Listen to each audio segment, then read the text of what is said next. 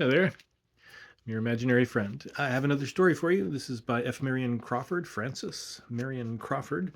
Now, as always, bear in mind that sometimes an author will have included something in their work that at the time of writing it seemed fine to them. It's not always fine. Um, this is called The Dead Smile, Part 1. Sir Hugh Ockram smiled as he sat by the open window of his study in the late August afternoon. A curiously yellow cloud obscured the low sun, and the clear summer light turned lurid, as if it had been suddenly poisoned and polluted by the foul vapors of plague. Sir Hugh's face seemed at best to be made of fine parchment, drawn skin-tight over a wooden mask, in which two sunken eyes peered from far within. The eyes peered from under wrinkled lids, alive and watchful, like toads in their holes, side by side and exactly alike. But as the light changed, a little yellow glare flashed in each. He smiled, stretching pale lips across discolored teeth in an expression of profound self-satisfaction, blended with the most unforgiving hatred and contempt for the human doll. Nurse MacDonald, who was 100 years old, said that when Sir Hugh smiled, he saw the faces of two women in hell, two dead women he'd betrayed. The smile widened. The hideous disease of which Sir Hugh was dying had touched his brain. His son stood beside him, tall, white, and delicate as an angel in a primitive picture. And though there was deep distress in his violet eyes as he looked at his father's face, he felt the shadow of that sickening smile stealing across his own lips, parting and drawing them against his will. It was like a bad dream, for he tried not to smile, and smiled the more. Beside him, strangely like him in her wan, angelic beauty, with the same shadowy golden hair, the same sad violet eyes, the same luminously pale face, Evelyn Warburton rested one hand upon his arm. As she looked into her uncle's eyes, she could not turn her own away, and she too knew that the deathly smile was hovering on her own red lips, drawing them tightly across her little teeth, while two bright tears ran down her cheeks to her mouth and dropped from the upper to the lower lip. The smile was like the shadow of death and the seal of damnation upon her pure young face. "Of course," said Sir Hugh very slowly, still looking out at the trees, "if you have made up your mind to be married, I cannot hinder you, and I don't suppose you attach the smallest importance to my consent." "Father!" exclaimed Gabriel reproachfully. "No, I do not deceive myself," continued the old man, smiling terribly. "You will marry when I'm dead. There is a very good reason why you had better not. Why you had better not," he repeated very emphatically, and he slowly turned his toad eyes upon the lovers. "What reason?" asked Evelyn in a frightened voice. "Never mind the reason, my dear. You will marry just as if it did not exist." There was a long pause. "Two gone," he said, his voice lowering strangely. "And two more will be four altogether, forever and ever, burning, burning, burning bright." At the last words his head sank slowly back, and the little glare of his toad eyes disappeared under the swollen lids. Sir Hugh had fallen asleep, as he often did in his illness, even while speaking. Gabriel Ockram drew Evelyn away, and from the study they went out into the dim hall. Softly closing the door behind them, each audibly drew a breath, as though some sudden danger had been passed. As they laid their hands in each other's, their strangely like eyes met in a long look in which love and perfect understanding were darkened by the secret terror of an unknown thing. Their pale faces reflected each other's fear. "It is his secret," said Evelyn at last. He will never tell us what it is. If he dies with it, answered Gabriel, let it be on his own head. On his head, echoed the dim hall. It was a strange echo. Pardon me.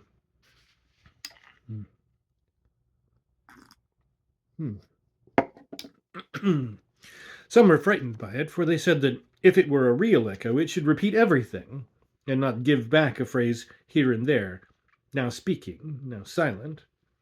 Nurse MacDonald said that the great hall would never echo a prayer when an Akram was to die, though it would give back curses 10 for 1.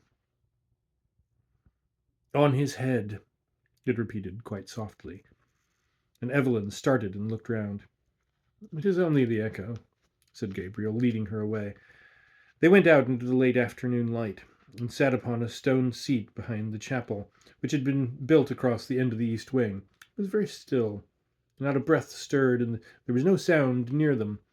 Only far off in the park a songbird was whistling the high prelude to the evening chorus. It is very lonely here, said Evelyn, taking Gabriel's hand nervously and speaking as if she dreaded to disturb the silence. If it were dark, I should be afraid. Of what? Of me? Gabriel's sad eyes turned to her. Oh, no, never of you, but of the old Okrams. They say they are just under our feet, here in the north vault outside the chapel, all in their shrouds, with no coffins, as they used to bury them. As they always will, as they will bury my father and me. They say an Okram will not lie in a coffin. But it cannot be true. These are fairy tales, ghost stories. Evelyn nested nearer to her companion, grasping his hand more tightly as the sun began to go down.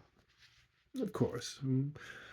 But there is the story of old Sir Vernon, who was beheaded for treason under James II. The family brought his body back from the scaffold in an iron coffin with heavy locks and put it in the north vault. But ever afterwards, whenever the vault was opened to bury another of the family, they found the coffin wide open, the body standing upright against the wall, and the head rolled away in a corner, smiling at it. As Uncle Hugh smiles? Evelyn shivered. Yes, I suppose so, answered Gabriel thoughtfully. Of course, I never saw it, and the vault has not been opened for 30 years. None of us have died since then. And if Uncle Hugh dies, shall you... Evelyn stopped. Her beautiful thin face was quite white. Yes, I shall see him laid there too, with his secret, whatever it is. Gabriel sighed and pressed the girl's little hand. I do not like to think of it, she said unsteadily. Oh, Gabriel, what can the secret be? He said we had better not marry. Not that he forbade it, but he said it so strangely, and he smiled. Ugh. Her small white teeth chattered with fear, and she looked over her shoulder while drawing still closer to Gabriel. Somehow I felt it in my own face. So did I, answered Gabriel in a low, nervous voice. Nurse MacDonald... He stopped abruptly. What did she say? Oh, nothing. She's told me things. They would frighten you, dear. Come, it is growing chilly. He rose, but Evelyn held his hand in both of hers, still sitting and looking up into his face. But we shall be married just the same, Gabriel? Say that we shall. Of course, darling, of course. But while my father is so very ill, this is impossible. Gabriel, dear, I wish we were married now, Evelyn cried in sudden distress. I know that something will prevent it and keep us apart. Nothing shall. Nothing? Nothing human, said Gabriel Akram as she drew him down to her. In their faces, that were so strangely alike, met and touched. Gabriel knew that the kiss had a marvelous savor of evil. Evelyn's lips were like the cool breath of a sweet immortal fear that neither of them understood, for they were innocent and young. Yet she drew him to her by her lightest touch, as a sensitive plant shivers, waves its thin leaves, and bends and closes softly upon what it wants. He let himself be drawn to her willingly, as he would even if her touch had been deadly and poisonous, for he strangely loved that half-voluptuous breath of fear, and he passionately desired the nameless evil, something that lurked in her maiden lips. "As if we loved in a strange dream," she said. "I fear the waking," he murmured. "We shall not wake, dear. When the dream is over, it will have already turned into death, so softly that we shall not know it. But until then—" She paused, her eyes seeking his as their faces slowly came nearer. It was as if each had thoughts in their lips that foresaw and foreknew the other. "Till then," she said again, very low, her mouth near to his. "Dream till then," he murmured.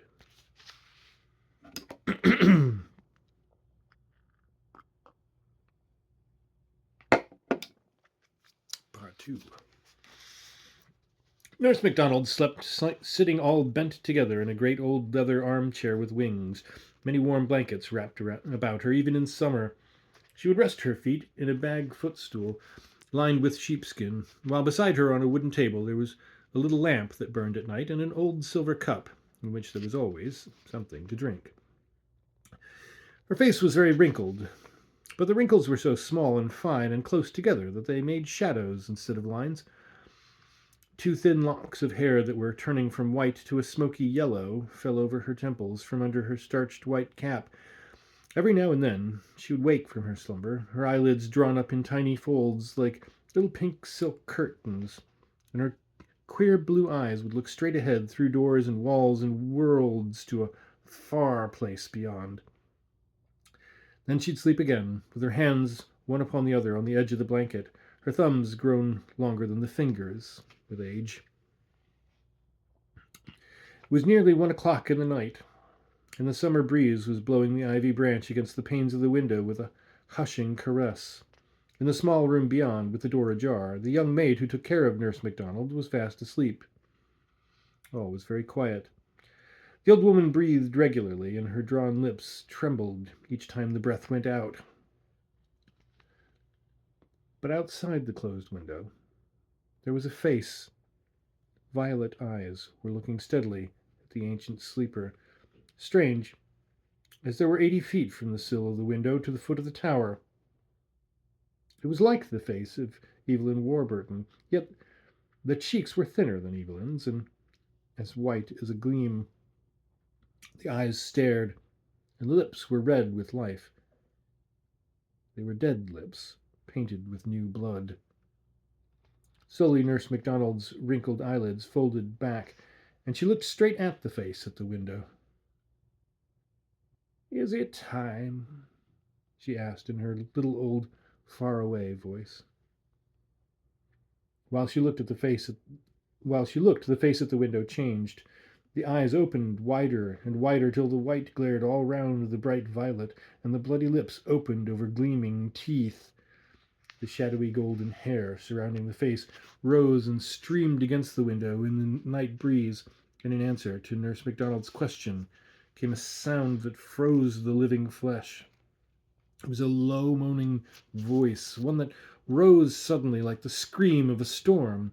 Then it went from a moan to a wail, from a wail to a howl, and from a howl to the shriek of the tortured dead. He who has heard it before knows, and he can bear witness that the cry of the banshee is an evil cry to hear alone in the deep night. When it was over, and the face was gone, Nurse MacDonald shook a little in her great chair. She looked at the black square of the window, but there was nothing more there, nothing but the night and the whispering ivy branch. She turned her head to the door that was ajar, and there stood the young maid in her white gown, her teeth chattering with fright. "It is time, child," said Nurse MacDonald.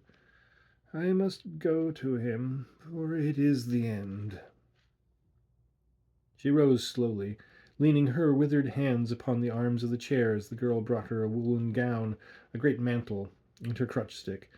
But very often the girl looked at the window and was unjointed with fear, and often Nurse MacDonald shook her head and said words which the maid could not understand. It was like the face of Miss Evelyn, said the girl, trembling. But the ancient woman looked up sharply and angrily. Her queer blue eyes glared. She held herself up by the arm of the great chair with her left hand and lifted up her crutch stick to strike the maid with all her might. But she did not. You're a good girl, she said, but you are a fool. Pray for wit, child. Pray for wit. Or else find service in a house other than Ockram Hall. Now bring the lamp and help me up. Each step Nurse MacDonald took was a labor in itself, and as she moved, the maid's slippers clappered alongside. But the clacking noise, the other servants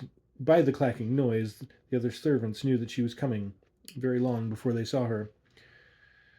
No one was sleeping now, and there were lights and whisperings and pale faces in the corridors near Sir Hugh's bedroom. Often someone would go in and someone would come out, but everyone made way for Nurse MacDonald, who had nursed Sir Hugh's father more than 80 years ago. The light was soft and clear in the room.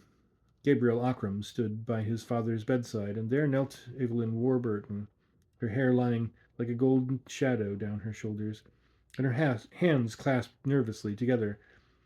Opposite Gabriel, a nurse was trying to make Sir Hugh drink, but he would not. His lips parted, but his teeth were set. He was very, very thin now, and as his eyes caught the light sideways, they were as yellow coals. Do not torment him, said Nurse MacDonald to the woman who held the cup. Let me speak to him, for his hour is come. Let her speak to him, said Gabriel in a dull voice. The ancient nurse leaned to the pillow and laid the feather weight of her withered hand that was like a grown moth upon Sir Hugh's yellow fingers. Then she spoke to him earnestly, while only Gabriel and Evelyn were left in the room to hear. Hugh Ockram, she said, this is the end of your life. And as I saw you born, and saw your father born before you, I come to see you die. Hugh Ockram, will you tell me the truth? The dying man recognized the little faraway voice he had known all his life, and he very slowly turned his yellow face to Nurse MacDonald. But he said nothing. Then she spoke again. Hugh Ockram, you will never see the daylight again. Will you tell the truth?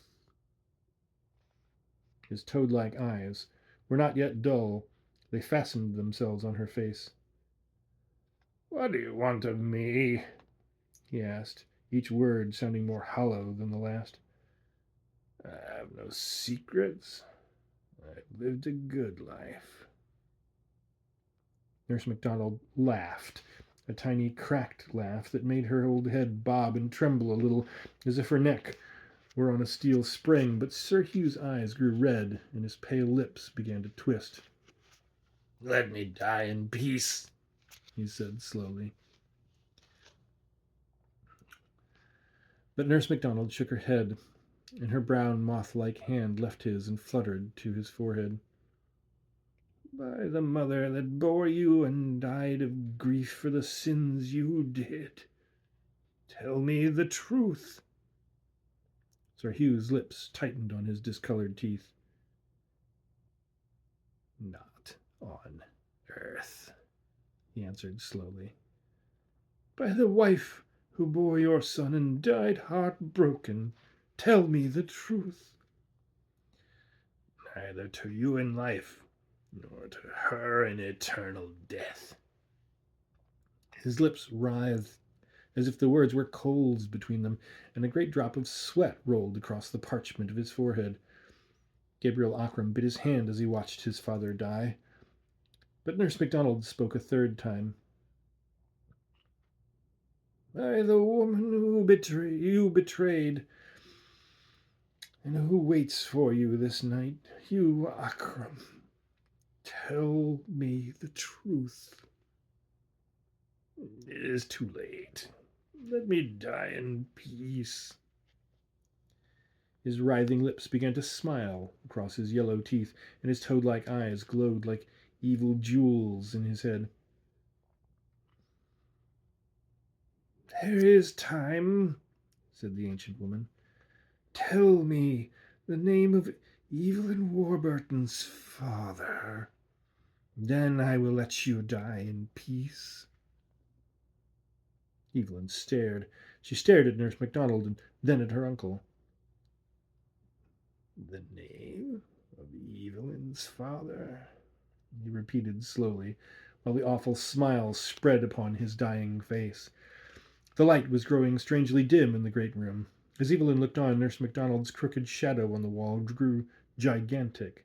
Sir Hugh's breath was becoming thick, rattling in his throat as death crept in like a snake and choked it back. Evelyn prayed aloud, high and clear. Then something rapped at the window. She felt her hair rise upon her head. She looked around in spite of herself, and when she saw her own white face looking in at the window, her own eyes staring at her through the glass, wide and fearful, her own hair streaming against the pane, and her own lips dashed with blood, she rose slowly from the floor and stood rigid for one moment before she screamed once and fell straight back into Gabriel's arms. But the shriek that answered hers was the fear shriek of a tormented corpse out of which the soul cannot pass for shame of deadly sins. Sir Hugh Ockram sat upright in his deathbed and saw and cried aloud. "Evelyn!" His harsh voice broke and rattled in his chest as he sank down, but still Nurse MacDonald tortured him, for there was a little life left in him still. "You have seen the mother as she waits for you, Hugh Ockram. Who was this girl Evelyn's father? What was his name?" For the last time the dreadful smile came upon the twisted lips, very slowly, very surely now. The toad eyes glared red, and the parchment face glowed a little in the flickering light. For the last time words came.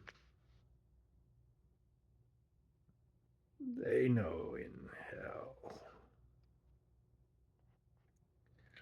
Then the glowing eyes went out quickly. The yellow face turned waxen pale, and a great shiver ran through the thin body as Hugh Ockram died. But in death he still smiled, for he knew his secret and kept it still. He would take it with him to the other side, to lie with him forever in the north vault of the chapel, where the Ockrams lie uncoffined in their shrouds, all but one. Though he was dead, he smiled, for he had kept his treasure of evil truth to the end. There was none left to tell the name he had spoken, but there was all the evil he had not undone left to bear fruit. As they watched, Nurse MacDonald and Gabriel, who held the still unconscious Evelyn in his arms, while he looked at the father, they felt the dead smile crawling along their own lips. And they shivered a little as they both looked at Evelyn as she lay with her head on Gabriel's shoulder, for though she was very beautiful, the same sickening smile was twisting her young mouth too, and it was like the foreshadowing of a great evil that they could not understand. By and by they carried Evelyn out, and when she opened her eyes the smile was gone. From far away in the great house the sound of weeping and crooning came up the stairs and echoed along the dismal corridors as the women had begun to mourn the dead master in the Irish fashion. The hall had echoes of its own all that night, like the far-off wail of the banshee among forest trees. When the time was come, they took Sir Hugh in his winding sheet on a trestle bier and bore him to the chapel, through the iron door and down the long descent to the north vault lit with tapers, to lay him by his father. The two men went in first to prepare the place and came back staggering like drunken men, their faces white. But Gabriel Ockram was not afraid, for he knew. When he went in alone, he saw the body of Sir Vernon Ockram leaning upright against the stone wall. Its head lay on the ground nearby, with the face turned up. The dried leather lips smiled horribly at the dried-up corpse, while the iron coffin, lined with black velvet, stood open on the floor. Gabriel took the body in his hands, for it was very light, being quite dried by the air of the vault, and those who peeped in the door saw him lay it in the coffin again.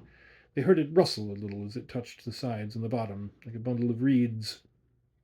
He also placed the head upon the shoulders and shut down the lid, which fell to with a snap of its rusty spring. After that, they laid Sir Hugh beside his father on the trestle bier on which they had brought him, and they went back to the chapel. But when they looked into one another's faces, master and men, they were all smiling with the dead smile of the corpse they had left in the vault. They could not bear to look at one another again until it had faded away.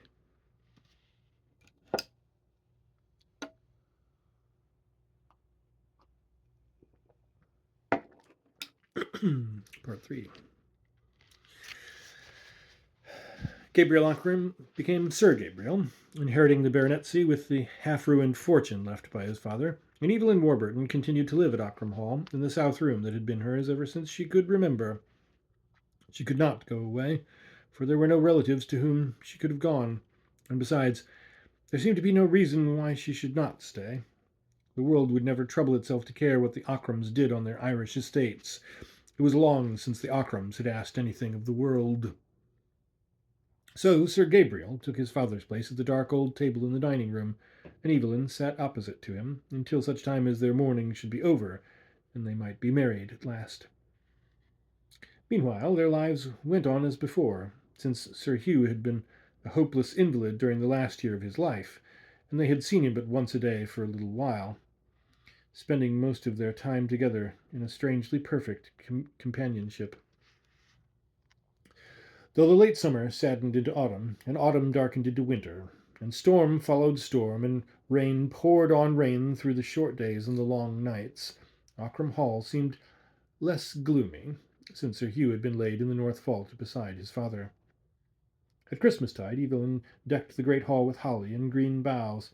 Huge fires blazed on every hearth. The tenants were all bid to come to a New Year's dinner, at which they ate and drank well, while Sir Gabriel sat at the head of the table. Evelyn came in when the port wine was brought, and the most respected of the tenants made a speech to her health. When the speechmaker said it had been a long time since there had been a Lady Ockram, Sir Gabriel shaded his eyes with his hand and looked down at the table. A faint colour came into Evelyn's transparent cheeks. And, said the grey-haired farmer, it was longer still since there had been a Lady Ockram so fair as the next was to be. And he drank to the health of Evelyn Warburton. Then the tenants all stood up and shouted for her. Sir Gabriel stood up likewise beside Evelyn. But when the men gave the last and loudest cheer of all, there was a voice not theirs. Above them all, higher, fiercer, louder, an unearthly scream shrieking for the bride at Ockram Hall. It was so loud that the holly and the green boughs over the great chimney shook and waved as if a cool breeze were blowing over them. The men turned very pale. Many of them set down their glasses, but others let them fall upon the floor. Looking into one another's faces, they saw that they were all smiling strangely. A dead smile, like dead Sir Hugh's. The fear of death was suddenly upon them all, so that they fled in a panic, falling over one another like wild beasts in the burning forest when the thick smoke runs along before the flame. Tables were overturned, drinking glasses and bottles were broken in heaps, and dark red wine crawled like blood upon the polished floor. Sir Gabriel and Evelyn were left standing alone at the head of the table before the wreck of their feast, not daring to turn to look at one another, for each knew that the other smiled. But Gabriel's right arm held her, and his left hand clasped her tight as they stared before them. But for the shadows of her hair, one might not have told their two faces apart. They listened long, but the cry came not again, and eventually the dead smile faded from their lips as each remembered that Sir Hugh Ockram lay in the north vault, smiling in his winding sheet in the dark because he had died with his secret. So ended the tenants' New Year's dinner. But from that time on, Sir Gabriel grew more and more silent, and his face grew even paler and thinner than before. Often Without warning and without words, he would rise from his seat as if something moved him against his will. He would go out into the rain or the sunshine to the north side of the chapel, sit on the stone bench, and stare at the ground as if he could see through it, through the vault below, and through the white winding sheet in the dark, to the dead smile that would not die. Always when he went out in that way, Evelyn would come out presently and sit beside him. Once, as in the past, their beautiful faces came suddenly near. Their lids drooped and their red lips were almost joined together. But as their eyes met, they grew wide and wild so that the white showed in a ring all round the deep violet. Their teeth chattered and their hands were like the hands of corpses for fear of what was under their feet and what they knew could not be seen. Once Evelyn found Sir Gabriel in the chapel alone, standing before the iron door that led down to the place of death, with the key to the door in his hand. But he had not put it into the lock. Evelyn drew him away, shivering, for she had also been driven in waking dreams to see that terrible thing again, and to find out whether it had changed since it had been laid there. "I'm going mad," said Sir Gabriel, covering his eyes with his hand as he went with her. "I see it in my sleep. I see it when I am awake. It draws me to it, day and night, and unless I see it, I shall die." "I know," answered Evelyn. "I know. It is as if threads were spun from it like a spider's, drawing us down to it." She was silent for a moment, and then she started violently and grasped his arm with a man's strength, and almost screamed the words she spoke. "But we must not go down there," she cried. "We must not go." Sir Gabriel's eyes were half shut, and he was not moved by the agony of her face. "I shall die unless I see it again," he said in a queer voice, not like his own. And all that day and that evening he scarcely spoke, thinking of it, always thinking, while Evelyn Warburton quivered from head to foot with a terror she had never known. One grey winter morning she went alone to Nurse MacDonald's room in the tower and sat down beside the great leather easy-chair, laying her thin white hand upon the withered fingers. "Nurse," she said, "what was it that Uncle Hugh should have told you that night before he died?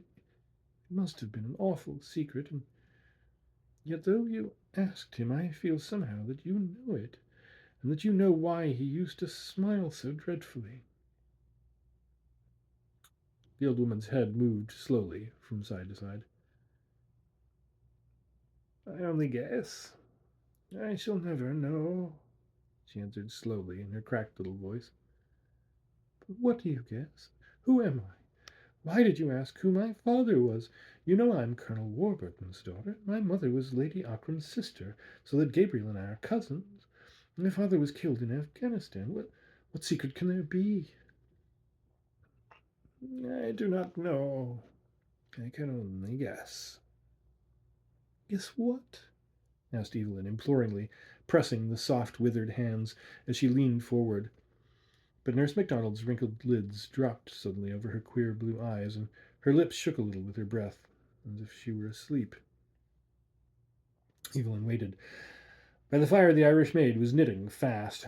Her needles clicked like 3 or 4 clocks ticking against each other, but the real clock on the wall solemnly ticked alone, checking off the seconds of the woman who was 100 years old and had not many days left. Outside, the ivy branch beat the window in the wintry blast, as it had beaten against the glass 100 years ago. Then, as Evelyn sat there, she felt again the waking of a horrible desire, the sickening wish to go down to the thing in the north vault, and to open the winding sheet and see whether it had changed. And she held Nurse MacDonald's hands as if to keep herself in her place and fight against the appalling attraction of the evil dead. The old cat that kept Nurse MacDonald's feet warm, lying always on the footstool, got up and stretched itself and looked up into Evelyn's eyes, while its back arched and its tail thickened and bristled, and its ugly pink lips drew back in a devilish grin, showing its sharp teeth. Evelyn stared at it, half fascinated by its ugliness. Then the creature suddenly put out one paw with all its claws spread and spat at the girl. All at once the grinning cat was like the smiling corpse far down below. Evelyn shivered down to her small feet and covered her face with her free hand, lest Nurse Macdonald should wake and see the dead smile there, for she could feel it. The old woman had already opened her eyes again, and she touched her cat with the end of her crutch stick, whereupon it went back down. Its back went down, and its tail shrunk, and it sidled back to its place on the footstool. But its yellow eyes looked up sideways at Evelyn between the slits of its lids. "What is it that you guess, nurse?" asked the young girl again. "A bad thing, a wicked thing, but I dare not tell you, lest it might not be true, and the very thought should blast your life. For if I guess right, he meant that you should not know, and that you too should marry and pay for his old sin with your souls. He used to tell us that we ought not to marry." "Yes, he told you that, perhaps. But it was as if a man put poisoned meat before a starving beast and said, 'Do not eat,' but never raised his hand to take the meat away. And if he told you that you should not marry, it was because he hoped you would. For of all men, living or dead, Hugh Ockram was the falsest man that ever told the cowardly lie, and the crudest that ever hurt a weak woman, and the worst that ever loved a sin." "But Gabriel and I love each other," said Evelyn very sadly. Nurse Macdonald's old eyes looked far away, at sights seen long ago, and that rose in the grey winter air amid the midst of an ancient youth. "If you love, you can die together," she said very slowly. "Why should you live if it is true? I'm 100 years old. What has life given me? The beginning is fire, the end is a heap of ashes, and between the end and the beginning lies all the pain of the world. Let me sleep, since I cannot die." And the old woman's eyes closed again, and her head sank a little lower upon her breast. So Evelyn went away and left her asleep, with the cat asleep on the footstool. The young girl tried to forget Nurse Macdonald's words, but she could not, for she heard them over and over again in the wind and behind her on the stairs. And as she grew sick with fear of the frightful unknown evil to which her soul was bound, she felt a bodily something pressing her, pushing her, forcing her on from the other side. She felt threads that drew her mysteriously, and when she shut her eyes, she saw in the chapel behind the altar the low iron door through which she must pass to go to the thing. As she lay awake at night, she drew the sheet over her face, lest she should see shadows on the wall beckoning to her. The sound of her own warm breath made whisperings in her ears, while she held the mattress with her hands to keep from getting up and going to the chapel. It would have been easier if there had not been a way thither through the library, by a door which was never locked. It would be fearfully easy to take her candle and go softly through the sleeping house. The key of the vault lay under the altar, behind a stone that turned. She knew that little secret.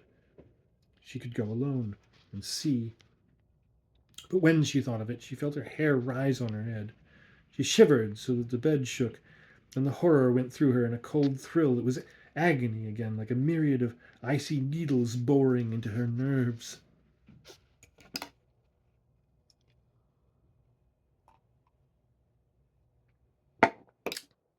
Part 4. The old clock in Nurse Macdonald's tower struck midnight. From her room she could hear the creaking chains and weights in their box in the corner of the staircase, and the jarring of the rusty lever that lifted the hammer. She had heard it all her life. It struck 11 strokes clearly, and then came the 12th with a dull half-stroke, as though the hammer were too weary to go on, and had fallen asleep against the bell. The old cat got up from the footstool and stretched itself. Nurse Macdonald opened her ancient eyes and looked slowly round the room by the dim light of the night lamp. She touched the cat with her crutch stick, and it lay down upon her feet. She drank a few drops from her cup and went to sleep again. But downstairs Sir Gabriel sat straight up as the clock struck, for he had dreamed a fearful dream of horror, and his heart stood still.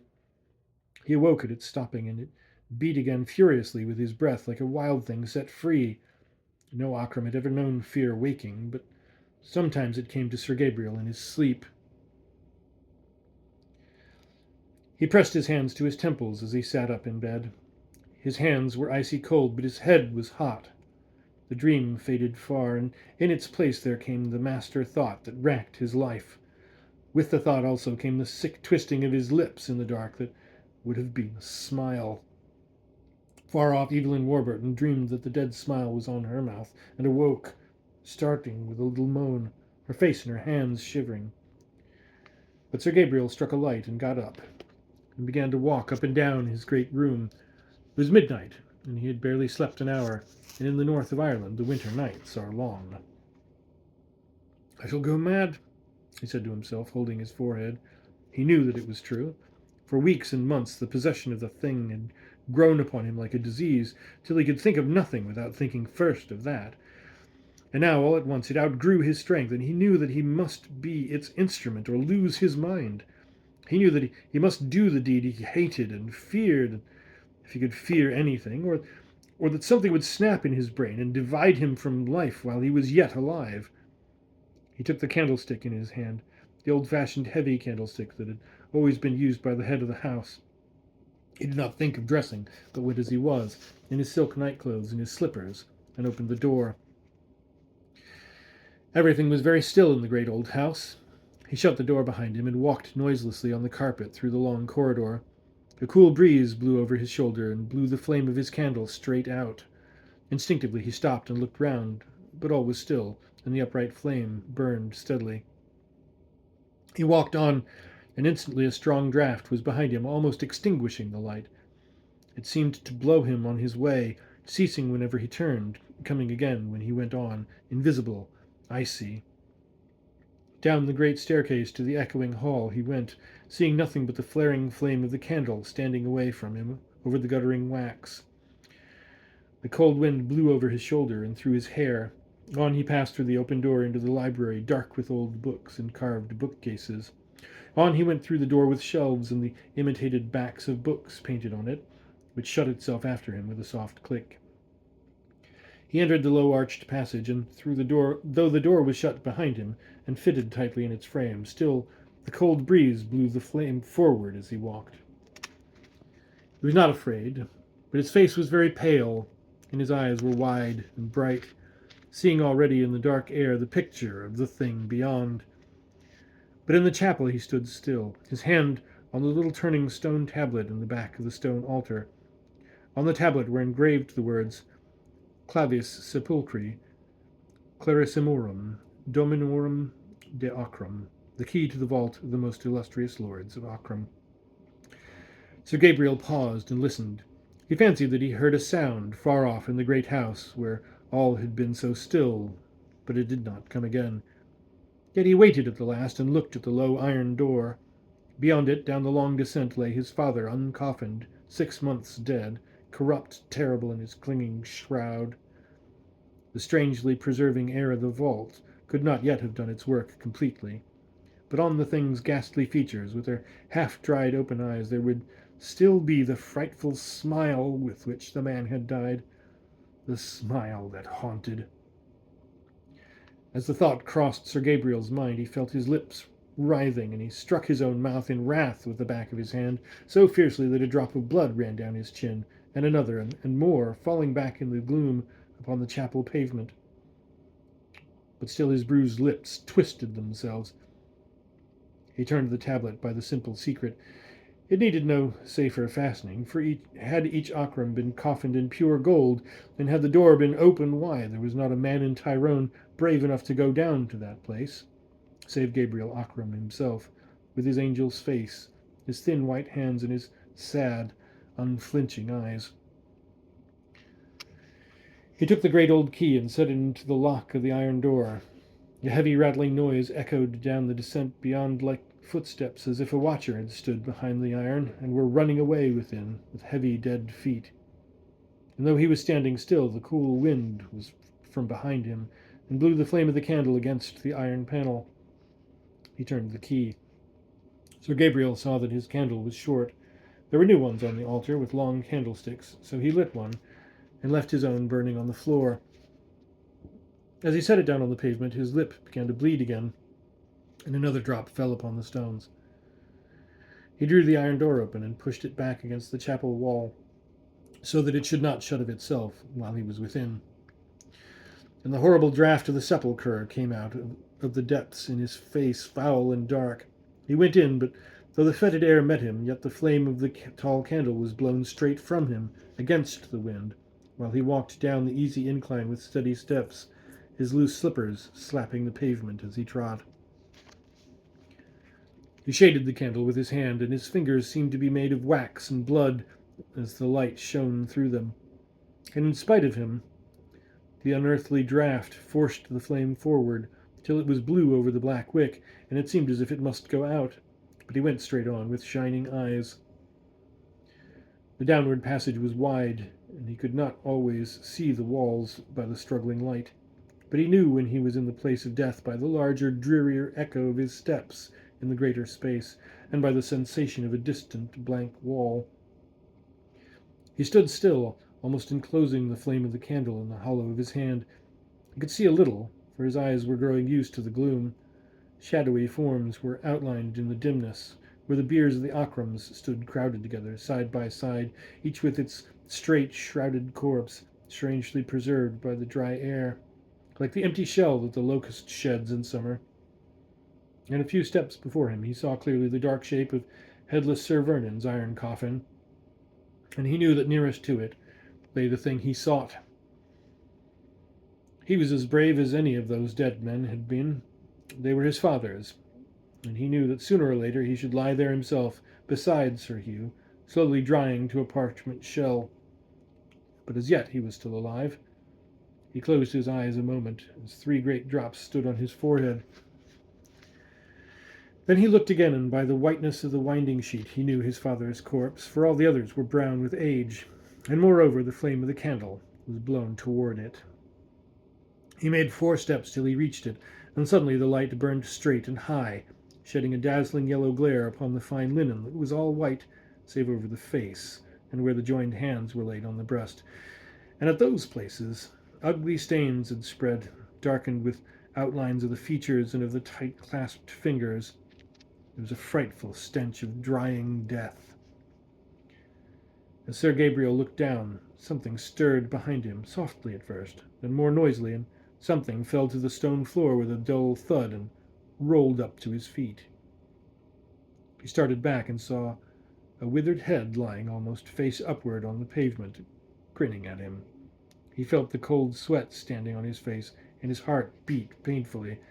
For the first time in all his life, that evil thing which men call fear was getting hold of him, checking his heartstrings as a cruel driver checks a quivering horse, clawing at his backbone with icy hands, lifting his hair with freezing breath, climbing up and gathering on his midriff with leaden weight. Yet he bit his lip, and he bent down, holding the candle in one hand, to lift the shroud back from the head of the corpse with the other. Slowly he lifted it. It clove to the half-dried skin of the face, and his hand shook as if someone had struck him on the elbow.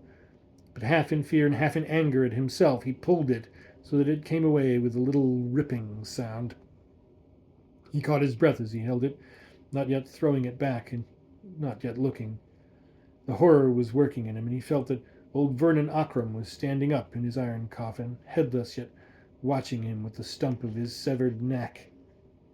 While he held his breath, he felt the dead smile twisting his lips. In sudden wrath at his own misery, he tossed the death-stained linen backward and looked at last. He ground his teeth lest he should shriek aloud. There it was, the thing that haunted him, that haunted Evelyn Warburton, that was like a blight on all that came near him.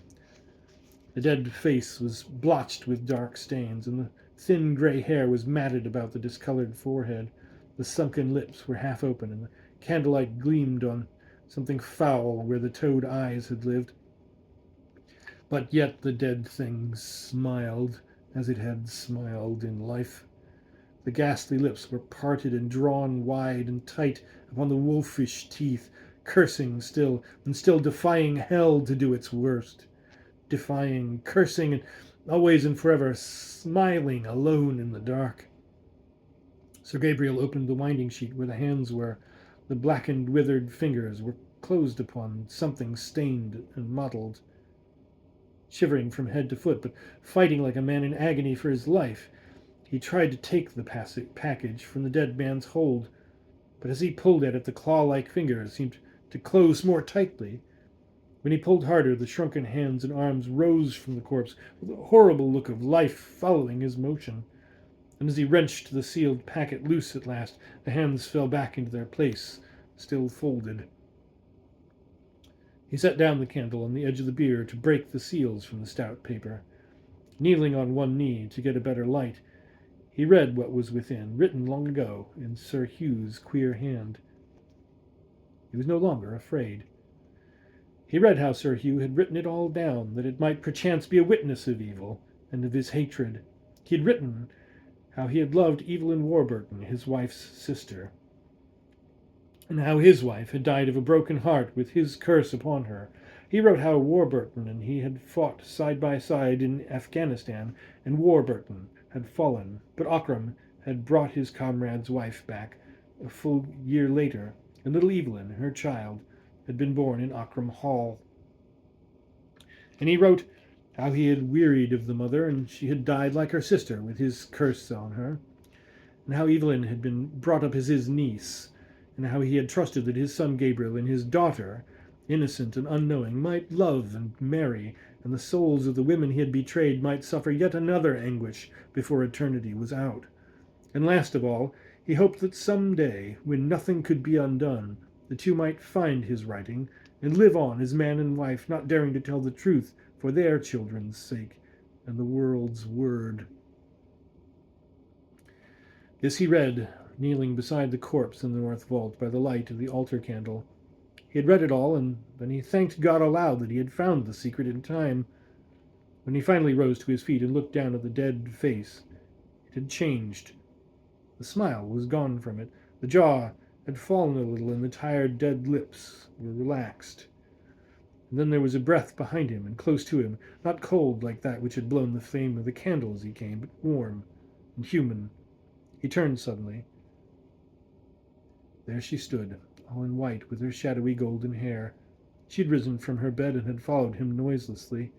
When she found him reading, she read over his shoulder. He started violently when he saw her, for his nerves were unstrung. Then he cried out her name in that still place of death. "Evelyn!" "My brother," she answered softly and tenderly, putting out both hands to meet his.